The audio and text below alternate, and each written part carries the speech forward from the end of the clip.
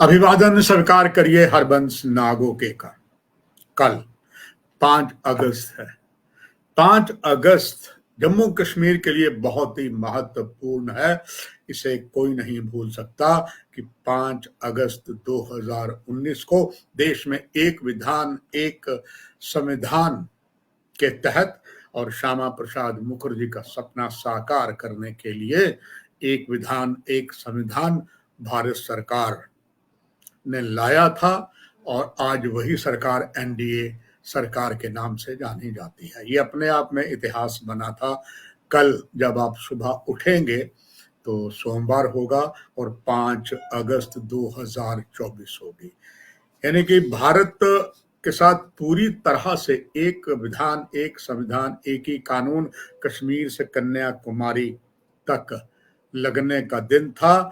और कल उसके पूरे 2019 से लेकर आज तक अब कितने साल हो गए, आप स्वयं अंदाजा लगा लीजिए।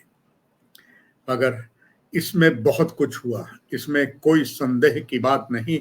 जम्मू कश्मीर में विकास की इतनी तेजी बनी कि कह लीजिए कि ज्वालामुखी से आ गई। इतना विकास हुआ, जिस तरह ज्वालामुखी फटता है उस तरीके से जम्मू कश्मीर में इतना बड़ा विकास हुआ, ये कोई दो राय नहीं है। ये भी जरूर है कि हिंसा की घटनाएं चल रही हैं, ये बात अलग है। सरकार अपने नजरिए से देखती है, हर एक को एक चीज देखने का जैसे अपना अपना ख्याल होता है, अपनी अपनी आंखें होती है, वैसे ही सरकार की भी आंखें कहती हैं कि जम्मू कश्मीर में बहुत कुछ हुआ, निस्संदेह हुआ। मगर लगातार हिंसा की घटनाएं बढ़ रही हैं और सरकार चाहे माने या माने, पर सच्चाई से आप मुंह नहीं छुपा सकते। ये हमले क्या दर्शाते हैं? क्या कश्मीर में सरकार की नीति फेल हो चुकी है? क्या धारा 370 हटाने का फैसला ठीक नहीं था? क्या जम्मू कश्मीर की जनता आतंकवादियों का साथ दे रही है? ऐसे ना जाने कितने अनेकों सवाल आपके और हमारे दिल में होंगे। यही चीजें लेकर मैं आपके सामने आज रविवार रात को आपके सामने आया हूं। कल हम भी 5 अगस्त का दिन जरूर मनाएंगे। मातम में मनाएंगे या विचारों में मनाएंगे वो तो आपको कल ही मालूम चलेगा, क्योंकि अभी कल 5 अगस्त शुरू होने में थोड़ा सा समय वापस है। मगर तथ्यों को अगर हम देखें, आजादी से लेकर आज तक जम्मू कश्मीर में जितने भी जवानों का बलिदान हुआ है, उतने तो 5 लड़ाइयों में भी बलिदानी नहीं हुए हैं। हाल ही में फिलहाल जम्मू क्षेत्र में जिस तरह आतंकवाद की तूती बोली है, आतंकवादी हरकतों में बहुत तेजी आई है। इतनी ज्यादा कि सिर्फ जुलाई महीने में हमने 15 जवानों का बलिदान दिया है और उसमें बहुत ही छोटी उम्र के जांबाज भारतीय थे, जो कोई सेना अफसर के नाते में थे, कुछ जवानों के नाते में थे, और ये हमने उनको शहीद करवा दिया है। तथ्य है कि दहशत गर्दों ने अपनी रणनीति बदली है, आपके सामने है। उन्होंने पूरा ध्यान जम्मू क्षेत्र में लगाया है, यानी कि आतंकवाद की तूती आज भी बोल रही है। कश्मीर से भी आतंकवाद का सफाया नहीं हुआ है। आखिर गालिब दिल को तसल्ली देने के लिए यह ख्याल अच्छा है कि हम बस बयान दे दें, कहीं हम 2, 4, 5, 10 आतंकवादी मारते हैं कि फलाने आतंकवादी संगठन की कमर टूट गई। चलिए, अपनी अपनी सोच है, मगर आप ये ध्यान लगाने की बात है कि जम्मू क्षेत्र में अब पूरा ध्यान जो है वो पाकिस्तानी खुफिया एजेंसी आईएसआई ने लगा रखा है। जम्मू डिवीजन के 10 जिलों में जो पहाड़ी क्षेत्र हैं उनमें अगर ये मैं कह लूं, काफी ज्यादा जो कब्जा है उन आतंकवादियों का है, जो वास्तव में पाकिस्तान के कमांडोज हैं। वो भी हैं जो अफगानिस्तान में लड़ाई लड़े थे, विदेशी भी है। उन्होंने इन क्षेत्रों में अपना ठिकाना बना लिया है। अगर हम बात करें 1990 के दशक में, जब बहुत बड़ी संख्या में कश्मीरी हिंदुओं का पलायन हुआ, तब ऐसे लग रहा था कि कश्मीर में पाकिस्तान की नीति सफल हो गई है। दिल्ली और श्रीनगर की हुकूमतों के साथ वहां के बाशिंदों ने फिर हिम्मत नहीं हारी। उन्होंने अपने अपने तरीके से आतंकवाद को जूझने की कोशिश की। 2000 के आसपास शांति की घर वापसी भी शुरू हुई, मगर वे आज तक पूरी नहीं हुई। यानी कि अभी भी मुंह फाड़े खड़ा है आतंकवाद का दानव। अब जिस तरीके से जम्मू डिवीजन में हालात बने हैं, जम्मू के सब 10 जिलों में जो आतंकवादियों ने पहाड़ों पर अपना ठिकाना बनाया है, चाहे वो रामबन हो, रियासी हो, कठुआ हो, कोई भी हो, उनके हालात जो वो सही नहीं है।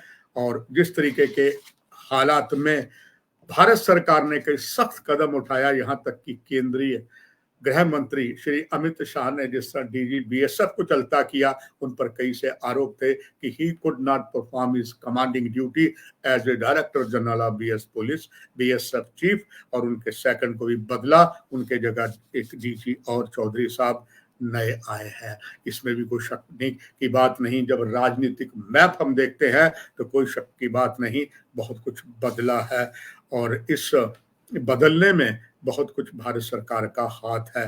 मगर अगर हम बात करते हैं इस बात को लेकर कि 370 के हटाने के बाद जो हमारे 800 कानून जहां नए लगाए गए, उससे आम जगह यह हुआ कि जैसे ना खुदा मिला ना विसाले सनम, ना जम्मू खुश है ना श्रीनगर खुश है, बल्कि लद्दाख को अलग कर दिया गया। लद्दाख आज भी पूरे तरीके से एक्टिव होकर सरकार के खिलाफ लगा हुआ है अपनी मांगे पूरी करने के लिए। 800 कानून जो लागू किए गए, उसमें से कई जो कानून हैं जमीन सुधार से जुड़े कानून, शिक्षा के अधिकार जैसे कानून, और ये लागू हो गए अनुसूचित जनजाति, ये सारी बहुत अच्छी एक सिस्टम बनाया। मगर सवाल ये है इतना कुछ बनने के बाद आज हम खड़े कहाँ हैं। आज जम्मू का नागरिक भी अपने आप को एक तरीके से समझ रहा है कि उसे सारा लूट लिया गया, उसके पास कुछ रहा नहीं। और ये बात अलग है कि सरकार ने कोशिशें तो की, मगर उसका फायदा सरकार को लोकसभा में नहीं मिल पाया, क्योंकि लोकसभा की जो 5 जम्मू कश्मीर की सीटें हैं, 3 में तो अगर भाजपा को मैं नाम लूं कि रणछोड़ दास पार्टी बन गई, तीनों कश्मीर घाटी की सीटों पर उन्होंने अपना उम्मीदवार खड़ा ही नहीं किया, बल्कि इन 3 लोकसभा की सीटों में जो अनंतनाग जिसे दक्षिण कश्मीर कहा जाता है वो सीट थी, उसमें जम्मू का हिस्सा भी डालकर जम्मू के माथे पर यह बदनामी आ गई कि जहां पर जम्मू का प्रभुत्व था। एक तरफ इसी जम्मू डिवीजन की इस अनंतनाग राजौरी सीट के रहने वाले प्रदेश प्रधान भी हैं, बहुत बड़े गुज्जर नेता अब्दुल गनी कोहली भी हैं, जो पहले बहुत बड़े इंजीनियर थे, जम्मू कश्मीर सरकार में शिक्षाविद भी हैं, और वो एक गुज्जर नेता होने के साथ साथ भाजपा के पिछली सरकार में मंत्री भी रहे हैं। वो राजौरी से बिलोंग करते हैं, मगर वो भी ऐसे लोग होने के बावजूद भी भाजपा यहाँ अपना उम्मीदवार दे ही नहीं पाई, जो बहुत कुछ कह गया। अब बात यह आती है जिस तरीके से कई सरकार ने अच्छे कदम भी उठाए, कई जनजातियों को जो लाभ दिया, शायद खास करके जो गुज्जर समुदाय, मुस्लिम समुदाय के थे, चाहे गुज्जर थे, बकरवाल थे, दूसरे थे, उनको जो बहुत प्रिविलेज दी गई, अनुसूचित जनजाति का दर्जा दिया गया, वो किसी काम नहीं आ पाया। अब तो विधानसभा के चुनाव भी जारी हैं, इसमें कोई शक की बात नहीं कि अगर वो दिन याद करें जब जम्मू कश्मीर में ग्लोबल इन्वेस्टमेंट समिट हुई, आयोजित हुई, 13,732 करोड़ का MOU साइन भी किया गया, और इसके साथ ही रोड कनेक्टिविटी जो अब शानदार है, उसे आप भूल नहीं सकते। जम्मू में पहले जहां आपको 12 से 14 घंटे लगते थे, अब मात्र आप 7 घंटों में जम्मू से आप श्रीनगर पहुंच सकते हैं। मगर ये बहुत विकास के कार्य हुए, बहुत लंबी विस्तार की है।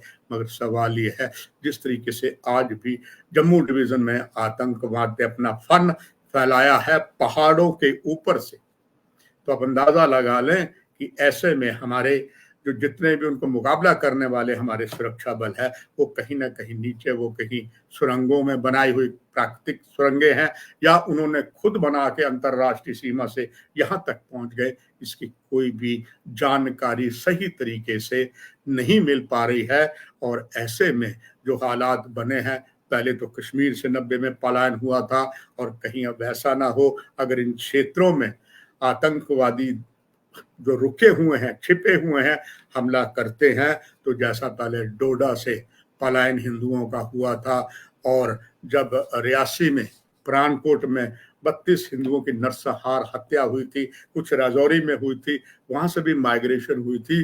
वो तलवाड़ा में जो रियासी का हिस्सा बनता है, आज भी वो वहां का जो हिंदू है संताप झेल रहा है। उन्हें तो ना खुदा मिला, ना विसाले सनम मिला। और अक्सर कई बार अब इस संसार में नहीं है, professor Bhim Singh supreme court तक उन्होंने लड़ी थी कि अगर आतंकवाद से पलायन हुआ जम्मू डिवीजन का नागरिक है, उसे भी वही दर्जा मिलना चाहिए जो कश्मीर से माइग्रेशन से आए, मगर जम्मू वालों की सुनता कोई नहीं है। और एक समय वो भी था जब मुख्यमंत्री महबूबा मुफ्ती थी और भाजपा के साथ पीडीपी का गठबंधन था और कन्वोकेशन हॉल में बड़ी ही गर्मी थी, मुकद्दस महीना चल रहा था, रोजों का समय था। तब महबूबा मुफ्ती ने कटाक्ष किया था जम्मू पर, जम्मू के निवासियों पर। उन्होंने कहा जी मुझे लगता है पंडित प्रेमनाथ डोगरा के बाद कोई भी जम्मू में लीडर नहीं पैदा हुआ। जब उन्होंने बात कही तो बड़े ही कर्मठ भारतीय जनता पार्टी के और राष्ट्रीय स्वयंसेवक संघ के कर्मठ नेता कार्यकर्ता वहां पर मौजूद थे, किसी ने खड़े होकर नहीं कहा आप गलत कहते हैं। बहुत यहाँ पर हमारे लोग हुए हैं, हमने ये चीज साबित कर दी है, मगर मानो जो भाजपा के नेता थे, मंत्री थे, उनकी घिग्गी बंद गई थी। अब ये बात महबूबा मुफ्ती ने कही, बहुत से नेता है मगर किसी को उठने का मौका ही नहीं दिया गया। जिस तरीके के हालात बने हैं, ये सारा पस मंजर जो मैंने कल 5 अगस्त के सामने स्थिति को देखकर लाया। और अब तो कहा जा रहा है कि अब हम चुनाव की भी बात कर रहे हैं, चुनाव होने चाहिए। ये वाकई भारत सरकार की, एनडीए सरकार की बड़ी ही प्रशंसनीय बात होगी। वो चुनाव करवाते जबकि उन्हें खुद पता है कि वो ज्यादा कुछ नहीं कर सकते। जैसे पहले जम्मू कश्मीर में भाजपा की बी टीमें आपके साथ चलती थी, मगर आज वो बी टीमें भी अलग थलग हो गई हैं। और पहले वो सरकार के साथ सुर के साथ सुर मिलाते थे, ताल के साथ ताल मिलाते थे, अब ऐसा नहीं है। अब उन्होंने भी, जिन्हें भाजपा की बी टीम कहा जाता था, वो भाजपा के खिलाफ हो चुके हैं। ऐसे में क्या होगा आगे, अब या तो कहे वो खुदा ही जाने, मगर कुल मिला के आप कहें कि हालात सही नहीं है। कैसे एनडीए सरकार मंथन करती है, कैसे इसको विपक्ष लेती है, ये तो आने वाला समय बताएगा। अपना तो दायित्व था, वो हमने प्रजातंत्र के चौथे प्रहरी से 5 अगस्त 2024 के ठीक एक दिन पहले, जबकि आज 4 अगस्त है, सूर्य अस्त हो चुका है, थोड़ी देर बाद 5 अगस्त आ जाएगी, हमने अपने दायित्व को निभाया है। बाकी की जो खबरें हैं हम आपको 5 अगस्त को भी बताएंगे। नमस्कार।